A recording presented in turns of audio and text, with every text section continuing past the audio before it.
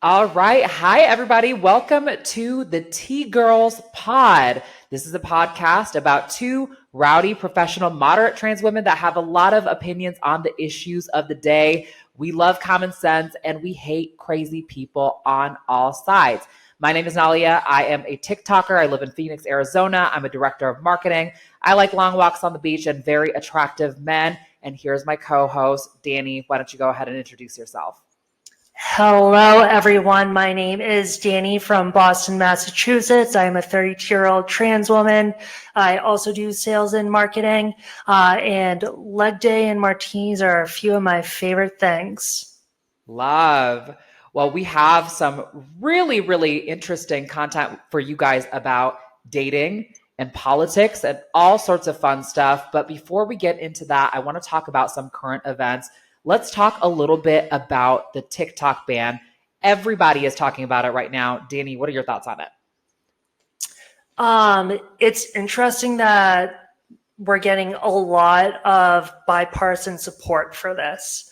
And it doesn't feel like the previous attempt to ban it. This one seems a lot more serious. Yeah, it actually passed in the House. That's for one. Biden and Kamala are saying that they're going to support it if it passes in the Senate. What do you think the intentions behind the ban are? Like, I feel like what they say it is they want to protect us from Chinese interests. What do you think it really is? What they say, it's often the opposite. So looking at the bill, when it talks about a foreign adversary, so it refers to four different countries, and it's North Korea, China, Iran, and Russia. So they cannot be owning a company if they have 20% or more stake within the company. So obviously ByteDance is a Chinese company. They're being monitored with Project Texas right now. But it seems that there is, some backdoors where they do still have access to information. But I believe Oracle is supposed to be monitoring that. And, they have ties to the CIA and the surveillance state. Not to put on the tinfoil hat or anything, but I just thought that was an interesting connection. But did you see Steve Mnuchin is putting together a group of investors to potentially buy TikTok?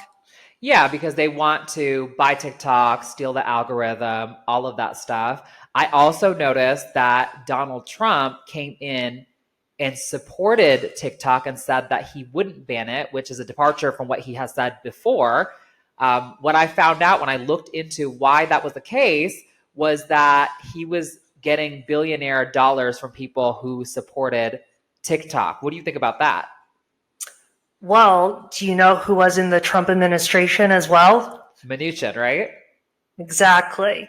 And Steve Mnuchin's business partner is also I believe he's the ambassador to Israel. Actually, David Friedman is his name. So they're all in that Trump circle. So that's no surprise that Trump would flip-flop that position. Yeah, I mean, he does that all the time. I think what it comes down to, obviously, is the government wants to better control communication regarding what is important to American society. They did not see all of this protest from Palestine or about Palestine coming. And so I think they're really, really uncomfortable. They blame the proliferation of LGBT people in society on things like TikTok as a scapegoat. So, of course, they want to control all of it. And I'm vehemently opposed to them shutting stuff like TikTok down. Well, just, obviously from a free speech perspective, but you are a large presence on TikTok as well. So I'm sure it has other ramifications for your platform. Totally. I would lose out on actual real money that I'm making every month. And I would lose out on my platform. I noticed that on other platforms like YouTube or Instagram, I tend to get fed to much more unfriendly people. So there's also a political orientation that TikTok has that I find surprising, the fact that liberals are so quick to want to ban it. I think, other than the issue of Palestine prior to it, I think Democrats fared pretty well on TikTok. So it's interesting that they're all kind of maneuvering to ban it. Yeah, I mean, if you're going to make moves to ban TikTok, then it needs to be, you need to be treating all platforms the same, which they're obviously not doing with the foreign adversaries part, right? Because that's only applying to 4 countries. So, yeah, it's not looking good for TikTok right now. Yeah, well, speaking of TikTok stars, speaking of the queen of trans TikTok, I want to ask you a very important question. The question Okay. is, did you see Dylan Mulvaney's new music video? I did not, but I'm sure you're going to show me. TikTok is talking a lot about it. It is something that I have never seen or perceived before this. As you know from TikTok, my bio says Dylan Mulvaney apologist. But I am also a consumer of good art and music, and I have a few thoughts. But before I share those thoughts, I'm going to go ahead and share my screen. So give me 1 second. I'm going to pull this open and we are going to watch her together. Okay. Pulling it open. All right. Okay, Dani, let me know when you start seeing like the YouTube page. Days of Girlhood is what I should say. Okay. We're up and running now. Okay.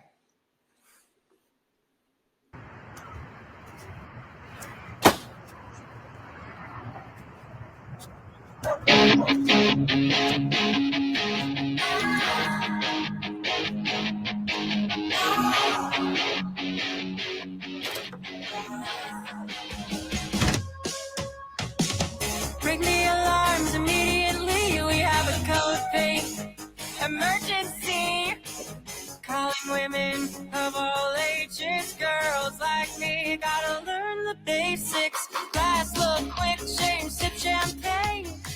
Playing catch up cause we missed the pregame. Pull up the group chat where you at, drop a pin. We're doing hot girl shit. Get in. Monday can't get out of bed. Tuesday morning pick up meds. Wednesday retail therapy. Cash or credit, I say yes. Thursday had a walk of shame. Didn't even know his name. Weekends are for kissing friends. Friday night all overspent. Saturday we flirt for drinks. Playing wingman to our twinks. Sunday the Twilight soundtrack. Use my breakdown in the back. These are the days. These are the days. These are the days of girlhood. These are the days. These are the days. These are the days of girlhood. Every day, every night, rise and shine. They're all mine. Thick and thin, I'll be alright. Got my dolls by my side. These are the days. These are the days. These are the days of girlhood.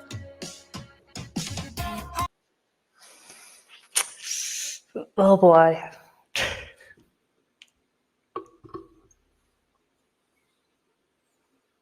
So, despite that, we are still a pro Dylan podcast, right?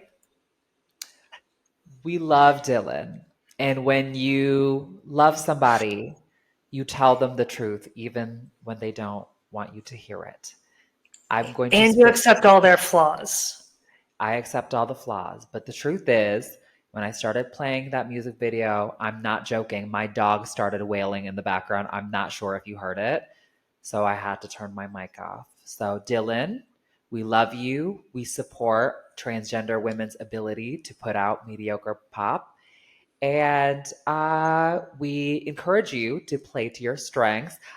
You know what? Let me just say this. I also love when she puts out like music, like musical theater, e-music, because the girl can sing. She's really good on stage, all of that stuff.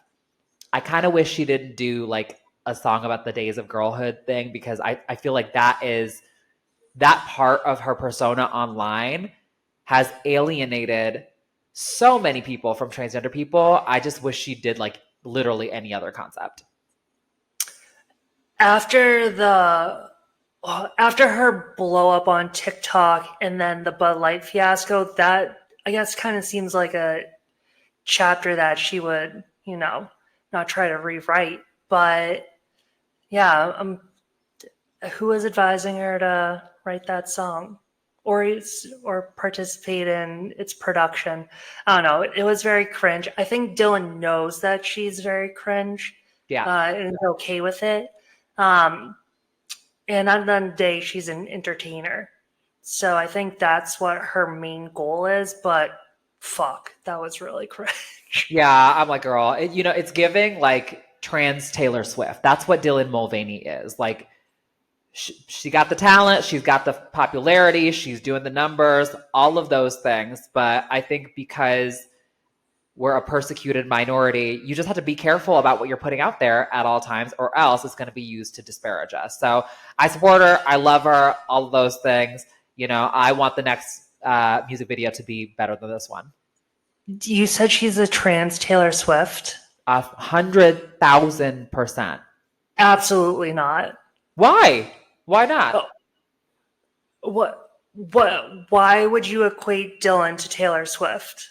I am a Beyonce fan, and Beyonce fans know that the Queen Bee can write, the Queen Bee can sing, the Queen Bee can dance, the Queen Bee can produce, the Queen Bee is a fashion icon. Which one of those things can Taylor Swift do well?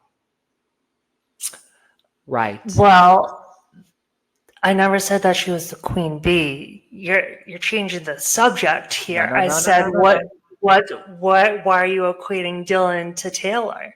Because Taylor Swift is a awkward, lanky, lovable person who is super cringe. And that is how I see Dylan Mulvaney. She is the star. But our Beyonce is Laverne Cox. The trans Beyonce is Laverne Cox. Like, Laverne Cox is number one to me. Or a Carmen Carrera, or I don't know. There's a lot of time. Oh, Nikita Dragon was our Beyonce for a little bit. I believe that Taylor, a little bit.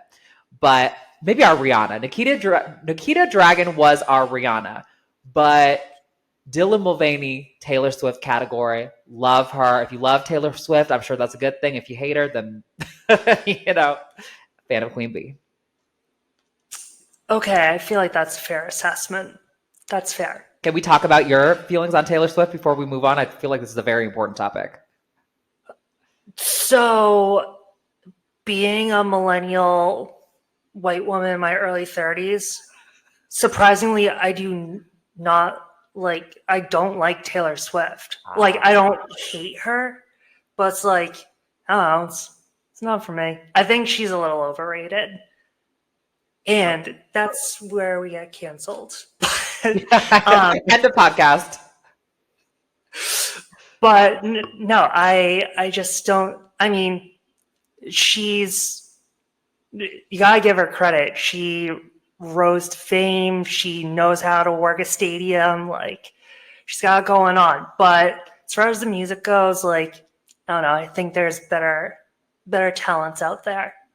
She knows how to write hits, right? She knows how to connect to her audience. She has a cult following. I see Dylan very similarly, except for the hit writing part, obviously. Yeah, few more steps that she'll need to take, and she'll get there. Yeah, just maybe her and Taylor could collab. But Dylan, it's all love over here. This is just fun shade, but on to the next one. Still a pro Dylan podcast. Yes, Still a pro Dylan podcast. 1,000%, 10 toes down. But speaking of social media stars, I wanted to draw attention to somebody both you and I and many other transgender people love. And you actually posted a very funny tweet by him, and it made me laugh a lot, and I shared it to my page. So I'm going to go ahead and share my screen, and I want you to explain what this tweet is and what it's about. So pardon as I do this.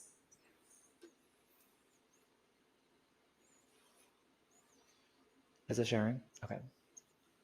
Go ahead, Dani. I don't see it. Okay, here we go.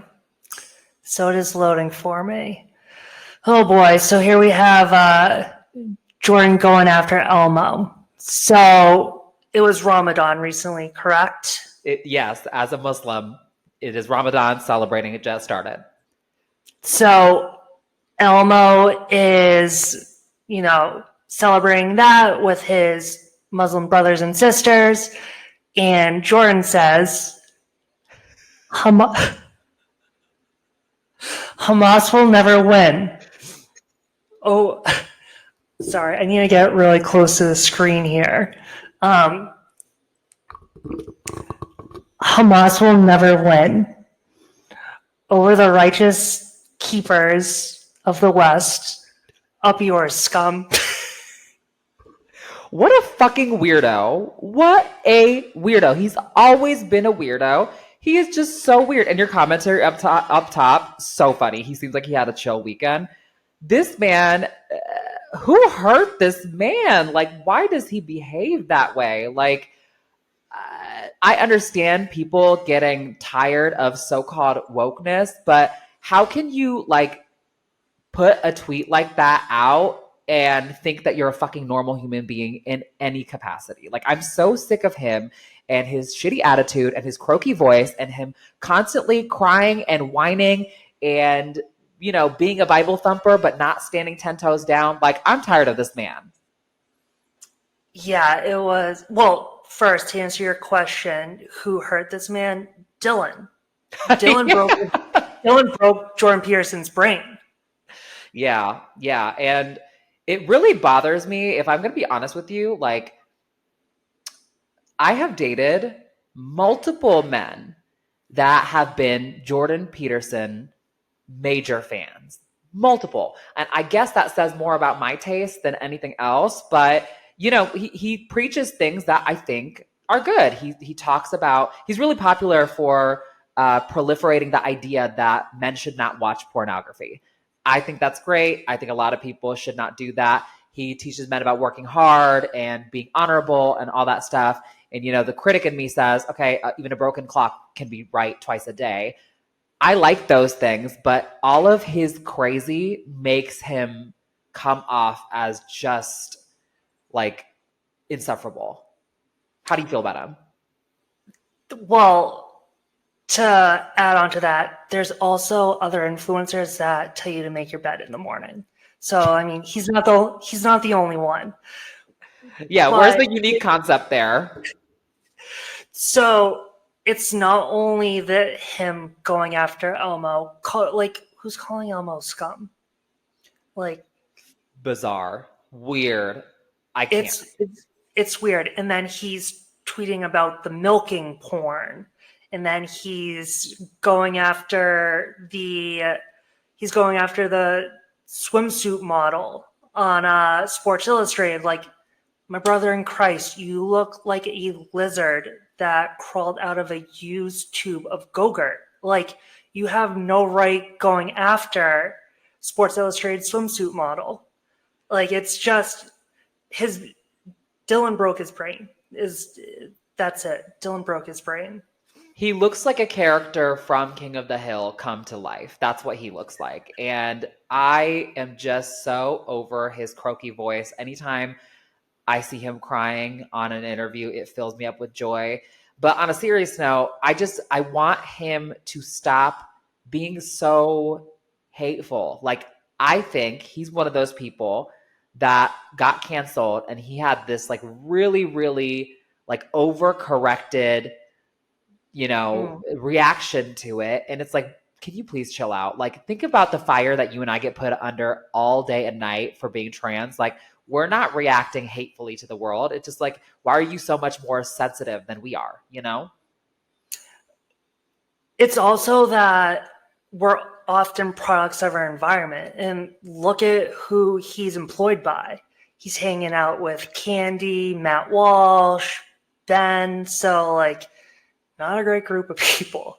Yeah. So, like, yeah, obviously that fire is gonna get larger there. So, yeah, no surprise that he's gone even crazier as the days have gone by. Calling Elmo scum, absolutely unhinged behavior. Now, the opposite of unhinged is my queen that I mentioned before. I should not like be so complimentary of her on the internet. Maybe she'll look at my content and be like, "You're a piece of shit." You know what I mean? So I'm like, "Oh my god!" Like I don't know, but I love Laverne Cox. She is somebody who catalyzed my coming out as transgender. I think she is articulate. I think she is smart. I think anytime she enters the room, she teaches people about being trans in a way that's inviting. And I think I credit her with a lot of the progress that trans people made in the mid 2010s. And I'm bringing her up because she was on Call Her Daddy. Did you watch that interview at all?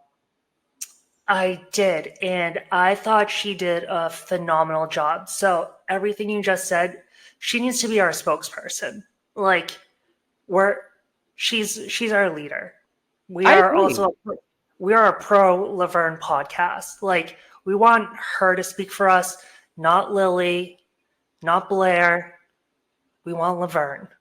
That's who we want. Oh God, don't even get me started on Miss Lily. Let's talk about that next podcast. For this one, I'm going to play a video of hers that I really liked, and I think that is going to help us with our next segment. So let me pull that up real quick.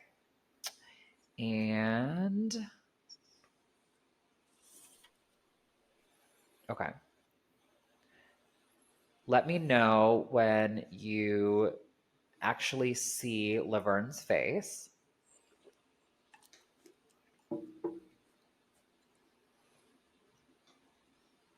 Okay. I remember writing in my Tinder profile said I have high hopes and no expectations. Oh. I'm open to a relationship, but I'm not necessarily looking for one. And unfortunately, I feel like for women, we have to put that in our profiles. Most guys freak out if you say you're looking for a relationship. If you say you're dating and you're open, it's a little less pressure. I think that's a better way to message it too, because it's like, you don't want a relationship with anyone. You want it with the right person. So yes, you're open to things. And if the relationship presents itself with the right person, yes. Okay. There's a lot of stuff that she said there. I want you to react to it first. What did you think about that? So that specific sound clip from her, it's 100% accurate. You always lead with maybe. That's one of the things that Gary Vee says that I really like. But just you need to be open to all possibilities. And if you're going in immediately looking for a relationship, you're gonna try and force something that isn't meant to be. And that is obviously not a good situation, and for both parties, right? It just causes a lot of stress. So I 100% agree with her. That's the way to go about it when you're in the dating field. So I love Laverne. I actually disagree with what she's saying, and I am wondering if our disagreement about this is like an East Coast versus West Coast type of thing, because I'm from the school of the sprinkle lady, Shira 7, of just being like, this is what I want. I'm going to tell you what you want. You want it. Come chase after me. You don't, then I'm going to go. Part of it, I think, is I'm like a sensitive, like super romantic person. Like on a scale of 1 to 10, I would say I'm like a 8 or 9. Like I'm very motivated by love. And I need that. Like, how would you identify if you had to put it on a scale of 1 to 10? Oh, I'm definitely the romantic type too. But I think, just based off of past experiences too, right? Like, I think at this point in my life, that's the right approach too. Just where I am, the location, what I have planned for the next year, 3 years, 5 years. I think that's the right approach right now. That could change, maybe. But as of right now, that's the approach. Yeah, and we're both transgender. I'm, not married. I'm 32, not married. I'm not in a serious relationship. I hope I will be pretty soon here. Where there's some coals in the fire that I'm excited about, but if my philosophy was so good, it certainly has not served me up until this point. So who is to say? Plus, we have such unique challenges as transgender women. It even makes it hard for us to think about like what standards that we have, and it's hard for us to evaluate as we go on dates if they're good, if they're bad, what have you. Okay, so I am going to read to you a question we got from Reddit. It's very, very interesting, and I can't wait to hear your thoughts. The question is, my friend was in a lesbian relationship before he came out as trans and is now transitioning F to M, female to male. His wife is a lesbian, not bi, and is incredibly supportive and is totally there for his transition. You may not know the answer to this, particularly if you aren't in a relationship, but I always want to ask how she copes with now being with a man when her sexuality is lesbian or vice versa. So the heart of the question is basically, what would you do if your partner transitioned while you were together? Okay. So this couple is married, so it's a little bit of a different dynamic, right? Like you're in it with someone. Step into my shoes. If I'm dating someone for like 1-2 years, like,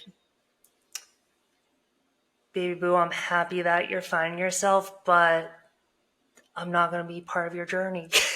Like, that sounds so terrible to say, but like, I transitioned later in life.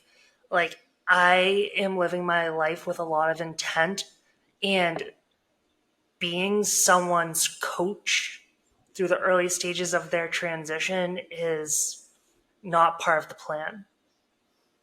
So Well said. that's not something that I could do or would want to do. Like, this is time for me to be selfish. Yeah, I eat a lot of eggs for breakfast. However, in the case of dating a transgender person, no eggs, please. I will not take them at all. I always think about Gabby Tuft when these situations kind of come up. I love Gabby. She's beautiful, love her content, all of that stuff. But I'm attracted to the type of man she was prior to her transitioning. And if I had a partner that looked like that, and I started watching them transition, I would immediately start thinking of them as a woman, because to me, trans women are women, and I'm not attracted to femininity. So that is to add the part where you said, I don't want to be anybody's coach. It's weird. And in fact, one of my ex-boyfriends was an egg. He was a baby trans girl. He wouldn't admit it, but I knew. I remember the first time I did makeup around him, he like rushed over to my like little makeup station. He was all flustered and looking at all my stuff. And I was like, girl, if you don't calm down and go over there, like, hell no. So, and that's not to disparage, baby trans girls. I love you guys. I just, when you think about getting married to somebody, you want to make sure that what you ordered is what you got, basically. Mm-hmm. So. Exactly. So let me ask you this follow-up question. Would you date someone who was heavily into cross-dressing? And I'm not talking like drag, like I'm talking like cross-dressing. No. And for the same reason, sometimes I believe the cross-dressing is just repressed trans intent. Other times I think it's just its like own thing. But the thing about fetishes is that people push for them. They want them a lot. And that's just not something I enjoy engaging in. Like, if once in a blue moon, somebody said, let me throw on a dog mask and be a pup, I'd be like, okay, I could deal with that, I guess. But when it becomes an intense fetish, it's just too much for me. And again, no hate to anybody who likes that. I'm not trying to yuck your yum, just not something I'm into. Yeah, What about you? not that's not something I can do either. Like, where there's smoke, there's fire. So that's I don't even want to go down that road. Yeah, it's like triggering for you. It's like, you know, a lot of beautiful CDs, right? Like drag queens are usually beautiful CDs, pre-trans girls. Like anybody in the gay community knows how to do the CD thing, right? But a lot of these like masculine, like straight identified guys, bricks at the beginning. I'm sorry. That triggers my ass. I'm like, girl, no, I can't even look. That's triggering my dysphoria. So y'all do that, but I would not be a part of it. I like to be around beautiful drag queens, gay CDs, love. Those are my people. Okay. Next question. Okay. Sorry, I'm about to get us canceled. All right. This is the last question. What made you realize you were trans? I've been struggling to find the right label mindset for a while, and I feel like I'm being pulled in 100 different directions. How did you know you were trans and not just gender nonconforming or some shade of envy? These are all things I'm always unsure about. I don't think I'm in denial. I don't have any issues accepting myself or other labels. I've been out as gay for several years. I cross-dress frequently as a hobby. I'm not afraid of the possibility that I might be trans. I just don't know if that's right. I'll let you go first. Okay, so I'm coming from a different perspective because I never identified as gay growing up. I was always presenting very masculine, straight, cis. So I wasn't in that community whatsoever. What made me realize that I was trans, I was experiencing that dysphoria at a really young age. And I would always try and bury it, but it would always bubble back up to the surface. It would always be trying to push it back down, but it just wouldn't go away. And it would constantly come back. And the second to last relationship that I was in, long-term relationship, it was really tough. Like, it was a mental drain. And when I got out of it, I finally said to myself, I need to do what's going to make me happy. Life is way too fucking beautiful not to try and shoot for what you want. So I made that commitment to myself then. And obviously I've not looked back since. So that's yeah, I think one of the telltale signs is that it's always going to be bubbling back up for you. I think that's really good.